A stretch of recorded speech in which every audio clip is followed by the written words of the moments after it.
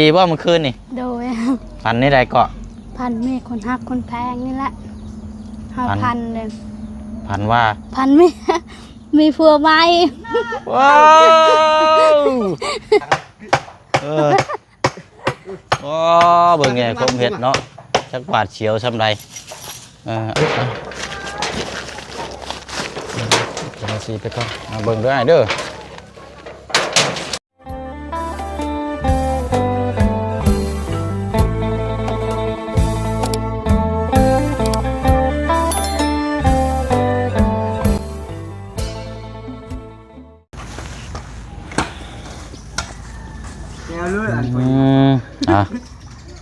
มาแล้วเนาะตะปู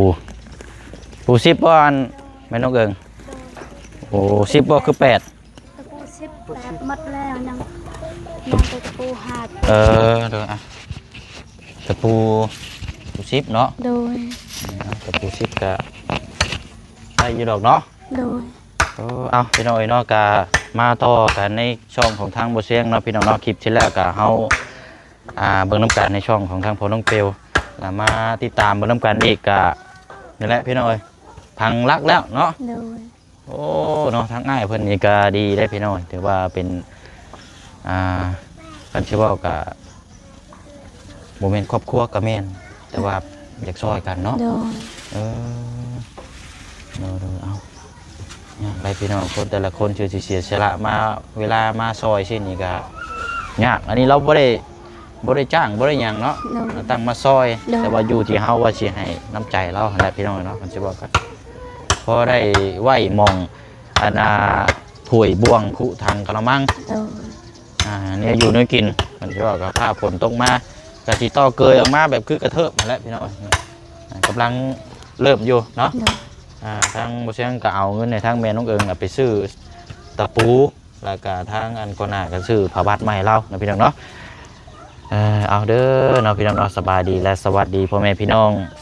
เบอร์สุขุสุคนพี่น้องเนาะพบเจอกันอีกคือเก่าคือเดิมพี่น้องเนาะเพิ่มเติมแน่กาเดี๋ยวพาพ่อแม่พี่น้องเนาะร่วมทำบุญเนาะร่วมเป็นเจ้าภาพศรัทธาน้ำกันได้พี่น้องเด้อเนาะอยู่บัดภูกวงอยู่บัดดงเฮานี่แหละพี่น้องเนาะร่วมเป็นศรัทธาเจ้าภาพเนาะทางญาเพิ่นอยู่วัดเนาะอยู่วัดหม่องศาลาใหญ่แล้วพี่น้องจะสร้างพระประธานองค์ใหญ่งบประมาณ 70,000 บาทนะพี่น้องเนาะหน้าตักนี่ความสูงนี่เท่าไรพี่น้อยแต่ว่าใหญ่พี่น้อยเนาะแล้วครบเสร็จไปเลยนี่ทางสร้างเพิ่นว่า 70,000 บาทเนาะรวมเป็นร่วมเจ้าภาพร่วมกันเลยพี่น้องเด้อเนาะมื้อนี้ก็ทางบ่เสียงก็จะเข้าไปอยู่เนาะพี่น้องเนาะไปถวายน้ำเนาะแล้วก็พร้อมปัจจัยทางแม่แก้วกับทางเอเจนนะพี่น้องเนาะเพิ่นฝากมาร่วมทำบุญน้ำเนาะก็ฝากทางพ่อแม่พี่น้องปะลุงน้ำกันเบิดสุขุสุคนเนาะพี่น้องเนาะที่ติดตามรับชมบ่ว่าสิอยู่ภายในและก็ต่างประเทศเนาะพี่น้องเนาะร่วมเป็นเจ้าภาพเจ้าศรัทธาสร้างพระประธานองค์ใหญ่อยู่วัดภูกวงเนาะพี่น้องเนาะเพิ่มเติมจังใดเดี๋ยวเฮาจังบัดเข้าไปแล้วก็จังถามทางญาอัปเดตพูดคุยน้ำกันเนาะพี่น้องเนาะเอากะจังว่ากันเนาะมาเบิ่งพี่ก้อนบัดนี้ให้กำลังใจทั้งเมลูกซี่ก้อนบัดนี้เนาะพี่น้องเลยเรากะกันสิว่าแล้วก็คนมาให้ความหวังแล้วก็ความหวังพังทลายเนาะตอนนี้ก็ปุติเล่าพี่น้องตอนนี้ก็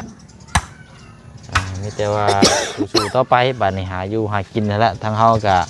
มาอัปเดตมาเยี่ยมมายามเนาะมาเป็นกำลังใจทางสาวซีพี่น้องเนาะ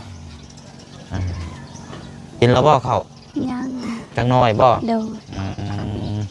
ส่วนใหญ่กินข้าวนี่กินอยู่ใช่เนี่ยกินอยู่เพื่อนอยู่เพื่อนนี่บ่ได้ยังกินเคียดลูกเฮาไปการกับคืออันไปโจมลงมากินแล้วยังมาอันนั้นเห็นไหมเดี๋ยวไปเชิงจีเบิ่งน้ำหนีจังน้อยเนาะไปโจมลงมากินรถไปแล้วเดี๋ยวตายโอ้ไปเลยไปโจมว่าเข่าลงมาแล้วมากินอยู่ลงพี่รถให้น้องเอิงได้อยู่ใช้เบิ่งน้องเอิงน้ำพี่น้องเลย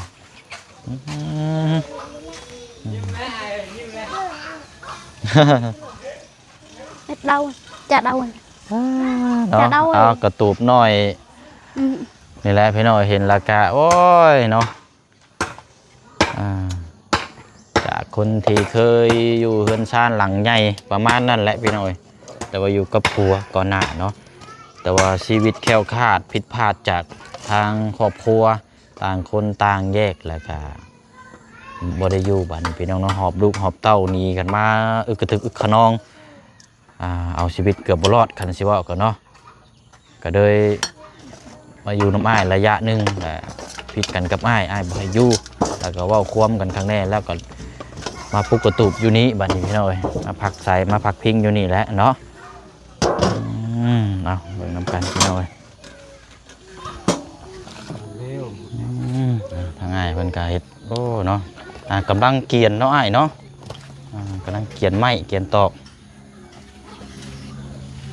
ใช้น้ำเจ้ากินแล้วบ่อ๋อโดยเอาคือว่าสปอนเซอร์บ่มีบ่กินแล้วผูกสองแม่ลูกเนาะเอาสบายดี โอ้ยเอาสบายดีก็ลูกน้องเอิงกับน้องเอิงใช้อะไรยังกินนะจะเล่าจะเล่าเยอะเยอะจะเล่าไปจ้าหมดเครียดใช่บ่โดยโอ้ไผไปก้านลูกกับลูกชายบ่โดยกับพัวน้องนี่แหละไผก็พัวน้องเฮาเลยอ๋อกินข้าวเอากินเนาะกินข้าวน้ำกันเนาะกินแล้วจังหน่อยเป็นลมได้เนาะมั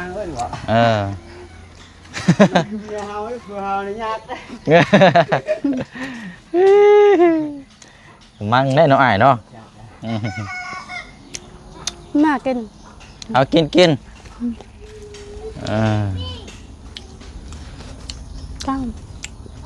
ผู้น้อยน่ะอยู่น้ำน้องบ่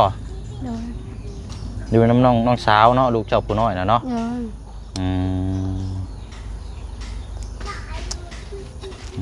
ต่อดวงกินเนาะเดี๋ยวกำลังวัดกำลังเซียน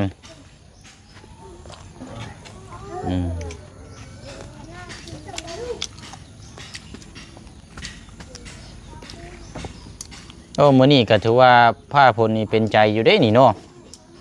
ผลบ่ตกผลบ่ตกนี่โอ้ลำบากได้นี่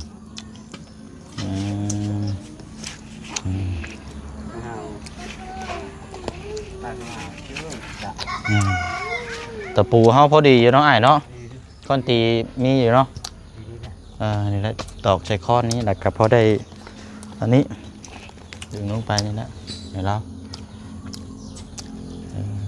ค่อยเฮ็ดไปเนาะค่อยเฮ็ดค่อยวายไปฟันดีบ่เมื่อคืนนี่โดยฟันนี่ใดเกาะพันมีคนฮักคนแพงนี่แหละพันเลยพันว่าพันมีผัวไหมว้าวพันว่ามีผัวไหมโดยผัวไหมพันมาไกลคันอ๋อพันว่ามีผัวไหมโดยอันนี้ว่าวแท้บ่นี่นะโดยว่าวแท้อ๋อโมเมนต์เราคิดลายตอนนั้นบ่จักดอกอันนี้พี่น้องเอ้ยเฮาตื่นเฮาบางทีเด้อเฮายิ้มตลอดน้องเอิงงงเด้อเป็นหยังเราเว้าเรื่องหยังเรา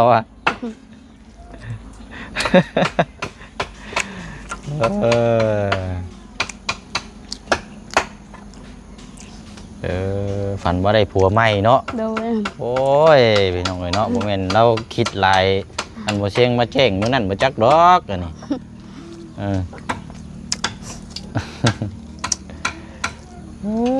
คิดลายจนเอานอนไปฟันโอ้คิดลายกลายเป็นฟันคิดลายกลายเป็นฟันโอ้ยเนาะเบิ่งพี่น้องเอ้ยจักซ้ำไรแล้วพี่น้องอย่าไปตัวมาต้มเล่าได้พี่น้องเอ้ยคนหักจริงวางแต้งนี่เนาะ มันบ่ได้คือคนตัวต้มได้อันนี้คนหักกิ่งวางแตงนี่คิดลายนี่จนเอาไปฟันนี่แหละพี่น้องที่มาที่ไปเพิ่งได้ยินเนาะได้ยินแต่ก่อนก็ว่ายินยุคเขาเจ้าว่าคิดลายจนเอาไปฟันโดยมาเจอเรานี้บาด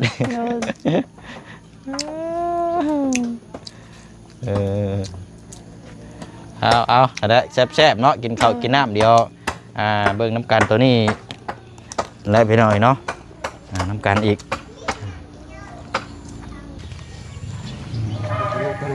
เอาพี่น้อยเนาะจับบายช่วยกันเป็นยังเด้บาดนี่เอาหม้อลกเอิงลูก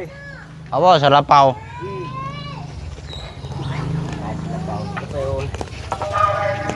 ใช่เชียวเชียวเชียวเชียวเชียวโอ้ยเชียวนี่ก็ไรห้องกากากเป็นระบาดนี่บ่ได้ยินจังกายเครื่องเนี้ยขี่รถน้องโอ้ไปแล้วใช่พี่น้องว่าชีเอาว่ากันเนาะมาต่อทางนี้พอดีบ่ไม่ตะปูเนาะเอามีบ่อันงอยไปหามาให้เราเนี่ยแม่นกเอิงมันยังงอยอันงอยเหยียบได้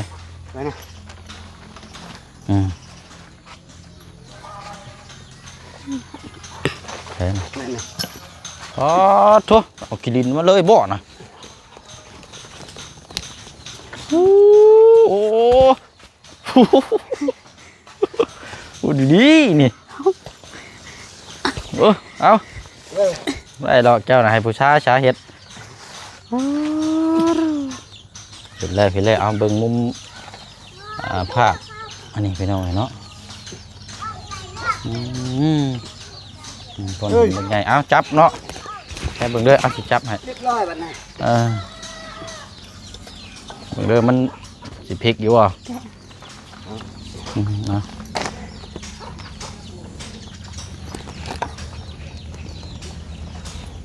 เชียนฮะโอเคตอกจิกปูเด็มใหญ่ใช่ไหมเนาะปูใหญ่ใช่ไหมเด็มซิปครับปูซิปเอาเชียนไหมเนาะยังบ่ได้ทีได้ทางอยู่อะไรเนาะกาเดียวอะไรพี่น้อยทางน้องคำดีก็น่าจะเป็นช่วงบ่ายๆพุ่นเดี๋ยวเขาไปเยี่ยมไปยามเราเนาะมาเบิ่งทางนี้ก่อน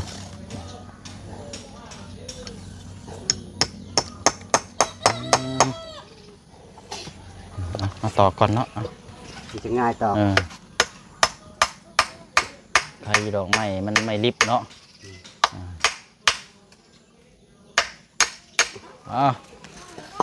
ตอกแล้วพี่น้องอุ้ยบาดใส่รถจำขมิ้มรถบ่ได้ร้อนนะว่าคอนไหน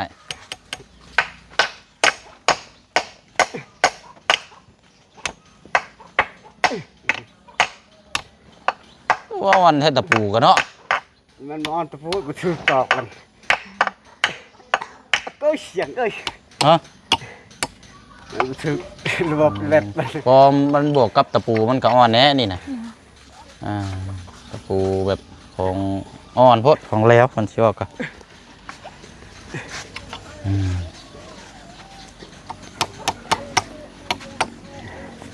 จังใดกันแล้วอยู่ดอกมื้อนี้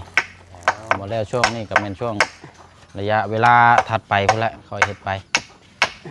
ไอ้เอาลงมาตอกไม้บ่ได้แล้วแน่นเตะแต่ตัวแต่เกาะตัวเชือกเกาะใช่มา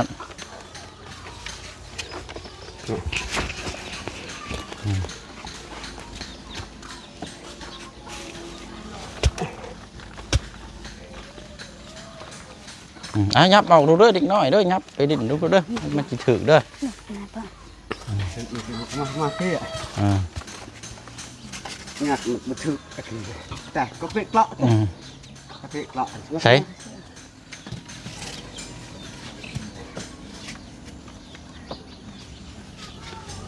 เห็นอะไรไอ้มัดไปสิขึ้นเทิงพุ่น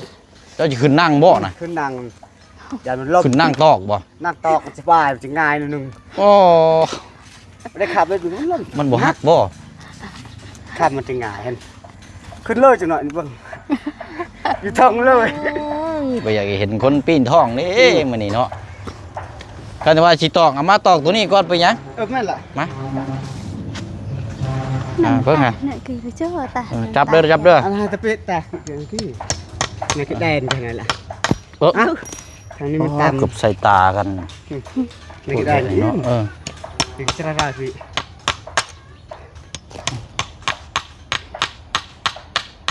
ต่ำง่ายๆนะนึงมันคือ มันได้จังหวะเนาะ มันได้จังหวะมันคือจังหวะ ถ้าจะขึ้นนี่ได้บาทนี่ ในตัวยงไง มันบ่ฮักบ่ไอ้โอ้ ง่ายนะนึง ทุ มาขึ้น โนจับดูเป็นจับพูดเลยมันไหลโ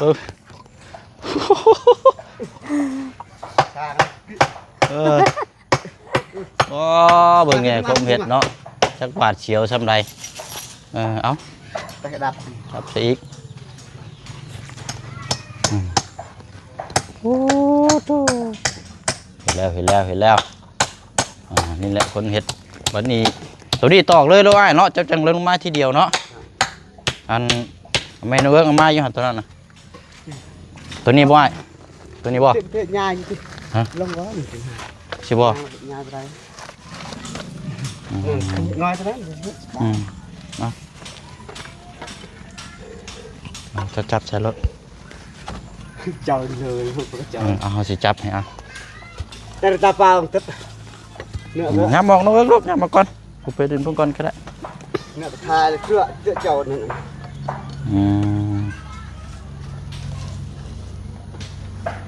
บัวใหญ่โพดไล่อยู่ตะปูเนาะเอาคอยเฮ็ดเอาพี่สีคึมๆเนาะบ้านนี้มันผ้าพลสีไม้เราประจักอันนี้ เรากระดับอันตรายนะตัดปั๊บเลยบอก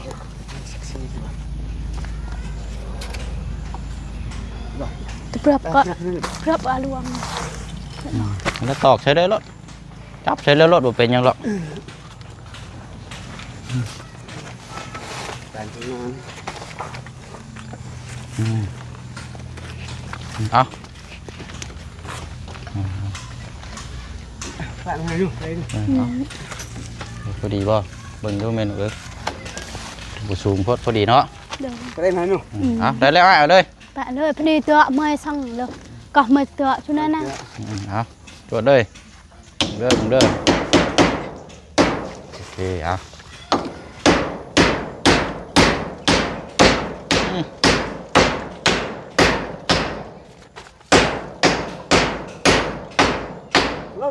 จะมักปูดับเรื่อง ตะปูมันใหญ่เนาะ แปะ ตอกงัดเอาแล้วตอกพับเอาตอกพับเอา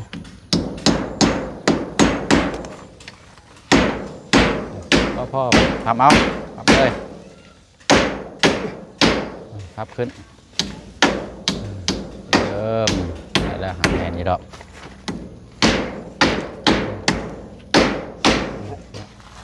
ตำรักนี่ต้องหาตะปูประมาณตะปู6มานำมาตอกจิกมันจังบ่แตก ตะปูหกตะปูห้ากับ นี่ นี่ อยู่ในห้านบ่ได้มีบ่ มียังตะปูห้ากับหกพอละ เฮ้ยมาเข้มเลยไปแต่บ่เป็นหยังพี่น้องเพิ่นว่าได้ก็ ต้องรักอันนี้ แก้ไขไปก่อน นั่นแต่เท่านั้น ยังไงลูก นั่นแต่หลวงเจ้าไหนหลวงไหนด้วยหลวงไหนตรงไหนหลวงไหน แต่ทางในเลยแต่ทั่วนี่เลย เจ้ามาละกระตัวเ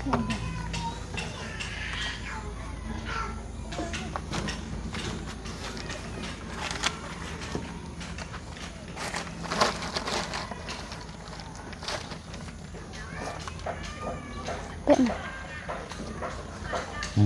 นะได้บ่ไอ้ตอกบ่ครับ มันอยากกำกึ่งเลยได้เนาะมันจะขมังอยู่ได้แบบนั้นพอมันอยู่ในพื้นเลย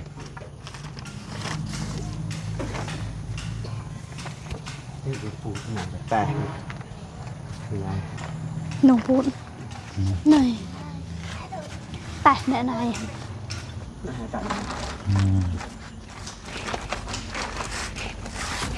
หรือว่าลื้อสังกะสีออกก้อนบ่อไอ้ แต่สักหลงมัน แต่ตะกล่องป่ะ ลื้อสังกะสีเอางับไปเพื่อจังขึ้นตอกเอานะนี่ถอนสังกะสีตัวนี้นี่เนาะได้บ่ ได้นะฮะบอกสักซีเลย ขึ้นถอนสังกะสีตัวนี้จักแผ่นหนึงนี่ก็ได้ละแล้วก็หักขึ้นไปเนาะแล้วจังมาตอกไม้อีกทีนึงนะแต่ว่าระวังได้เนาะ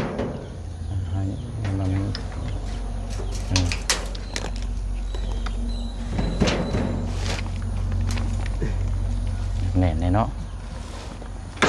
ยมบาทนี่ใช้พับไปเบิ่งเด้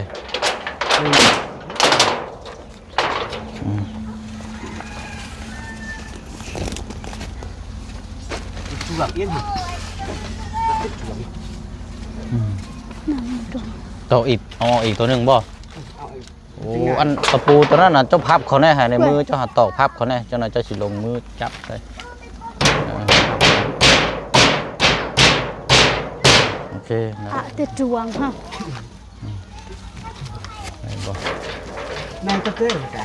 เว้ยคือไปดอลวงตามเจ้าน่ะ ได้ก็บ่มีเนาะ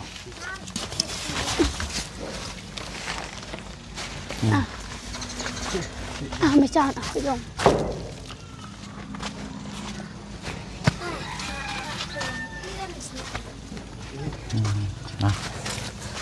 เห็นมาทีซีแบบนี้ตัว ตอกกา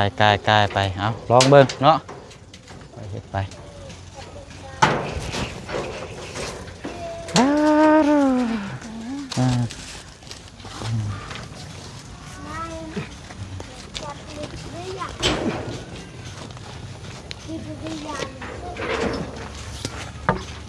เป็น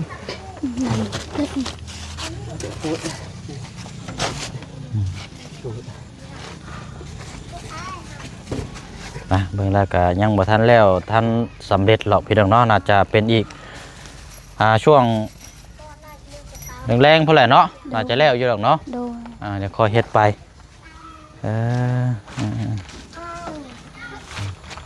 มีแต่ว่ากะทำนั่นแล้วพี่น้องคอยจับคอยวายไปเนาะอันน่ะเดี๋ยวได้เบิ่งเอา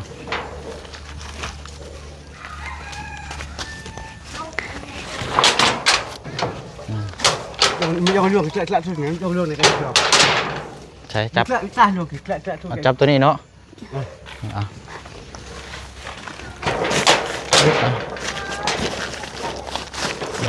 จะมาซีไปก่อนเบิ่งด้วยเด้อตรงอยู่บ่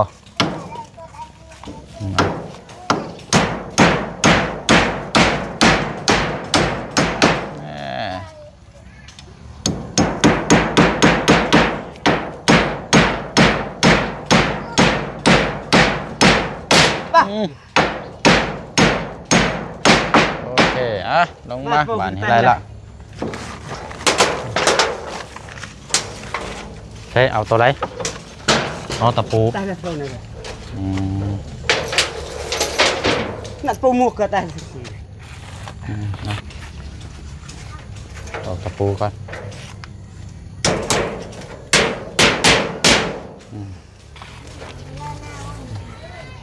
เจ้านะฮะเนาะเจ้านะฮะ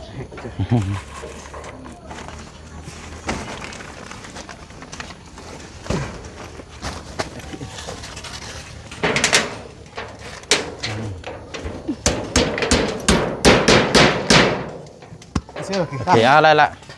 ลงมาบัดอึ๊บโอเคมีแต่ตอกจับตัวนี้ชนแล้วก็ไล่ลำเลียงบัดนี้เนาะสนอพี่น้อยเนาะมีแต่ว่าคนละเดี๋ยวช่วงแรกๆเดี๋ยวช่วงสีขาวมาหาใหม่เด้อโอ เชียงเอาเสียงไปเวียกต่ออีกก่อนแล้วก็จะไปกินข้าวพี่น้องนี่ก็คอยเฮ็ดคอยจับคอยวายนี่เด้อเนาะมีแต่ว่าแล้วพี่น้องลำลาก่อนเด้อพี่น้องเด้อเนาะเดี๋ยวพบเจอกันในคลิปมาแล้วก็จังมาเบิ่งความสำเร็จน้ำเล่าน้ำกันอีกเนาะสำหรับทางของครัวเฮ็ดได้พี่น้องโบเฮ็ดกับโบมีไส้โบมีหม่องส้นหม่องเศร้าเป็นแล้วไปเนาะบ๊ายบายเด้อพี่น้องเด้อเนาะเบิดสุขุสุขคนเนาะหมดเด้อเด้อไปแล้วก็เฮ็ดไปคือละพี่น้องตีโค้งห้างแล้วก็อาจจะมาช่วงเบื้องหนึ่งก็จะแล้วละมันเป็นอย่างเนาะนี่ก็ต่อเติมไปบ๊ายบายเด้อพี่น้องเด้อ